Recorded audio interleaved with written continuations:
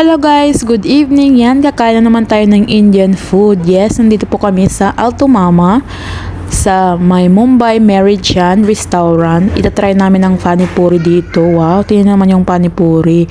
So, ito yung third time kong makatikim ng pani puri guys. Manghang talaga itong pani puri. Tinuturuan pa ako ni Tanda paano kumain. Sabi niya is dagdagan mo yung ano niya, yung parang yung green guys, parang sauce niya guys. So, napakaanghang na may pagka-mint.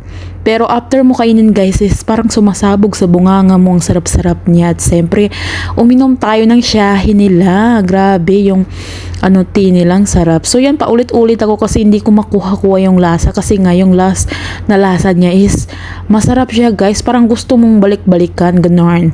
So malinis sila dito guys. Naka-gloves talaga sila dito. At saka siyempre, mayroon silang sa buhok. Pang protection.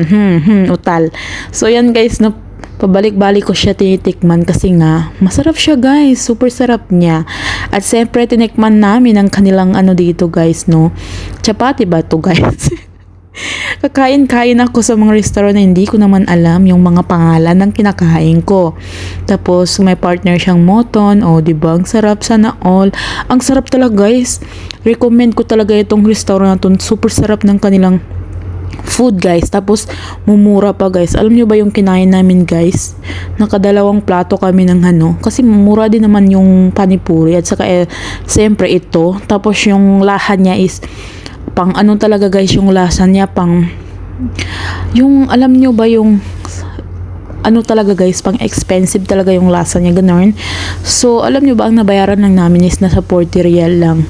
So, ang dami namin kinain dyan. Meron pa kaming drinks, gano'n. So, ito po yung kanilang mga menu. I-stop nyo na lang kasi nga, ang dami nilang piniprepare dito. At siyempre, fresh na fresh ang pagluto nila guys.